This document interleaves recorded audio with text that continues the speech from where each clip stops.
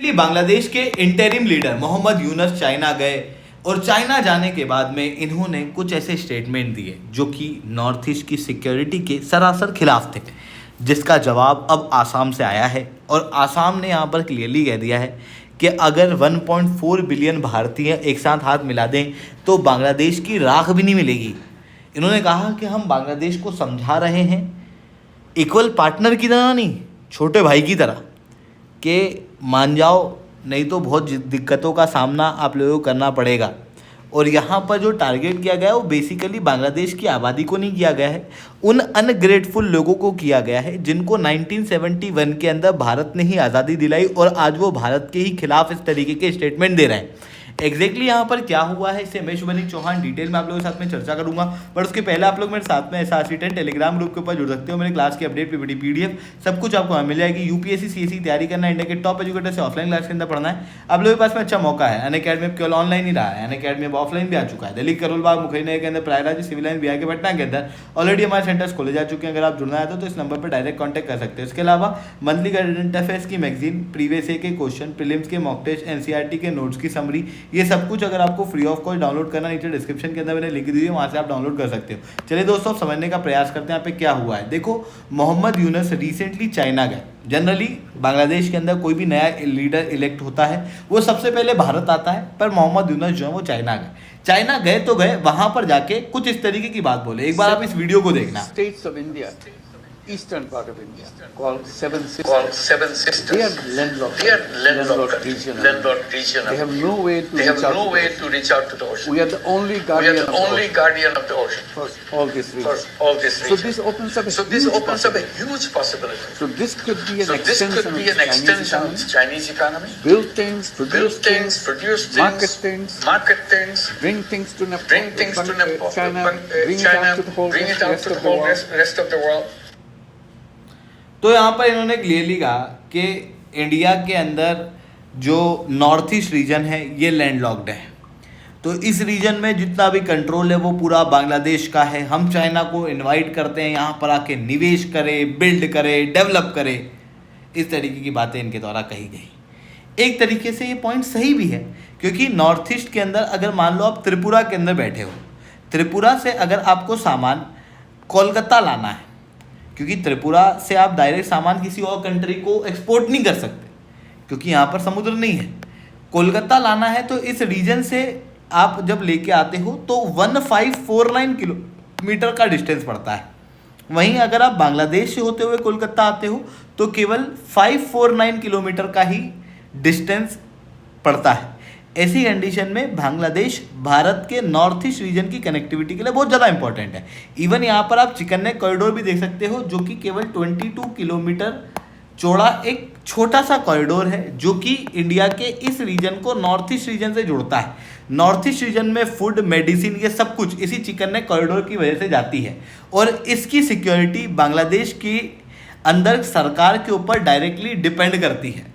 इसी कारण से नॉर्थ ईस्ट की कनेक्टिविटी के लिए हम लोगों ने बांग्लादेश से ऑलरेडी चित्तगोंग पोर्ट, मोंगला पोर्ट और साथ में बांग्लादेश के रीजन के जरिए हम ट्रांजिशन की बात ऑलरेडी कर चुके हैं। इनके एग्रीमेंट जो है वो ऑलरेडी साइन हो चुके हैं, बट उसके बावजूद भी नॉर्थ ईस्ट की कनेक्टिविटी डायरेक्टली बांग्लादेश के अंदर किस तरीके की सरकार है उसके ऊपर डिपेंड करती है। रिसेंटली जो मोहम्मद यूनुस की सरकार के द्वारा स्टेटमेंट दिए गए और उनके द्वारा जिस तरीके से नॉर्थ ईस्ट के खिलाफ स्टेप्स उठाए जा रहे हैं वो अपने आप में एक बहुत बड़ा कंसर्न का इशू है। इसी कारण से इस बार जवाब देना बहुत ज़्यादा जरूरी था। और आसाम की जातीय परिषद करके एक पॉलिटिकल पार्टी है, इसके द्वारा कहा गया कि बांग्लादेश एक बहुत ही अनग्रेटफुल नेशन है जो कि अपने ही फाउंडिंग फादर की स्टेच्यूज को वेंडलाइज कर सकता है।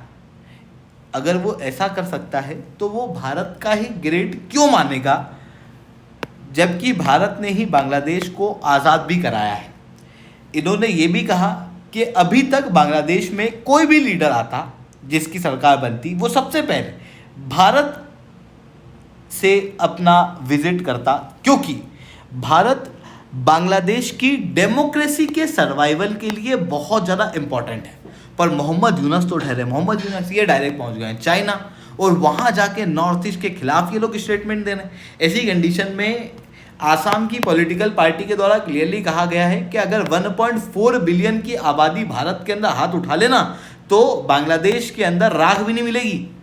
इन्होंने ये कहा कि हम बांग्लादेश को सिबलिंग की तरह समझा रहे हैं, छोटे भाई की तरह समझा रहे हैं, इक्वल पार्टनर की तरह नहीं। कि इस तरीके के रेकलेस स्टेटमेंट से मोहम्मद यूनुस पूरी तरीके से दूर रहें, क्योंकि सच में बांग्लादेश अगर नॉर्थ ईस्ट की ज्योग्राफी के फ़ायदा उठाने की बात कर रहा है तो बांग्लादेश की भी ज्योग्राफी कोई बहुत अच्छी नहीं है। अगर आप बांग्लादेश को देखोगे तो बांग्लादेश की इंटरनेशनल बॉर्डर को आप एक बार देखो, 94% तक इंटरनेशनल बॉर्डर इंडिया से शेयर होती है। इंडिया बांग्लादेश को तीनों तरफ से घेरने की क्षमता रखता है। ऐसी कंडीशन में बांग्लादेश की सिक्योरिटी डायरेक्टली इंडिया के ऊपर डिपेंड करती है। इवन बांग्लादेश में जिस तरीके के माहौल चल रहे हैं, इकोनॉमिक इनसिक्योरिटी, पॉलिटिकल इनसिक्योरिटी के साथ में माइनॉरिटीज़ जो है वो प्रोटेस्ट कर रही हैं, अलग देश की मांग हो रही है। क्योंकि बांग्लादेश के अंदर जो माइनॉरिटी कम्युनिटी है उनको हमेशा से दबाया गया है, सालों से। जो 33% तक हिंदू कम्युनिटी हुआ करती थी वो 8% पे आ चुकी है। बुद्धिस्ट कम्युनिटी केवल 10 लाख है और क्रिश्चियन केवल 5 लाख है। ऐसी कंडीशन में एक अलग हिंदू देश यहाँ पर बनाने की मांग चल रही है। भारत अगर इसे प्रमोट करने लगा तो बांग्लादेश के सच में 3 टुकड़े भी हो सकते हैं, जहाँ पर रंगपुर वाला इलाका और नीचे चितगंग वाला इलाका पूरा अलग हो जाएगा। और अगर ऐसा अलग होता है तो इससे बांग्लादेश को नुकसान होगा, इंडिया को तो बेनिफिट ही होना है। अगर भारत का चिकन नेक कॉरिडोर इनसिक्योर्ड है तो रंगपुर वाला रीजन अगर बफर रीजन बन जाएगा तो भारत का जो चिकन नेक कॉरिडोर का इशू है वो पूरी तरीके से सॉल्व हो जाएगा। इवन ये जो चितगंग रीजन है इसको हम लोग बांग्लादेश से अगर अलग करा देते हैं तो उसकी वजह से यहाँ पर पोर्ट एक्सेस भी प्राप्त हो जाएगा। और इसको अलग कराने के लिए इंटरनेशनल लेवल पे हमारे पास 100 जस्टिफिकेशन अवेलेबल है। सबसे बड़ा जस्टिफिकेशन तो माइनॉरिटी राइट्स का है और उन राइट्स के आधार पर हम कोवर्ट ऑपरेशन के जरिए बांग्लादेश के अंदर ये सारी चीज़ें कर सकते हैं, पर हम कर नहीं रहे। पर उसके बावजूद भी अगर मोहम्मद यूनुस इस तरीके की स्टेटमेंट देने लगेंगे तो उसकी वजह से हमको ज़्यादा समय नहीं लगेगा नॉर्थ ईस्ट जो कि लैंडलॉक्ड है उसको अनलैंडलॉक्ड करने के अंदर। तो आई होप ये सारी बातें आपको समझ में आई होंगी, जो स्टेटमेंट रिसेंटली दिए गए और किस तरीके से बांग्लादेश भारत के ऊपर पूरी तरीके से डिपेंडेंट है।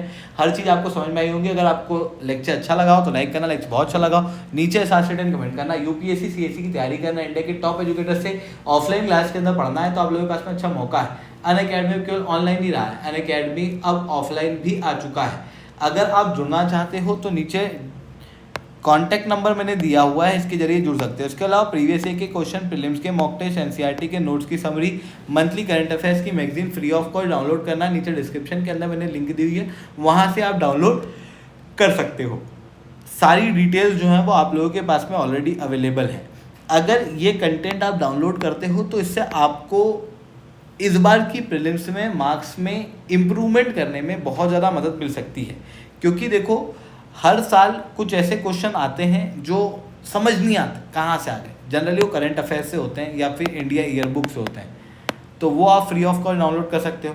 यूपीएससी के पैटर्न को समझने के लिए आपको किस तरीके के क्वेश्चंस वगैरह वो पूछता है वो जानना बहुत ज़रूरी है। उसके लिए प्रीवियस ईयर के क्वेश्चंस हैं। फिर प्रीलिम्स के मॉक टेस्ट के जरिए सिली मिस्टेक आपकी कम होगी। बेसिक कॉन्सेप्ट को मजबूत करने के लिए एनसीईआरटी के नोट्स की समरी है। अगर आप डाउनलोड करना चाहते हो नीचे डिस्क्रिप्शन के अंदर मैंने लिंक दी हुई है, सब कुछ फ्री ऑफ कॉस्ट अवेलेबल है, डाउनलोड कर सकते हो। ठीक है दोस्तों, आज के इतना ही। That's all from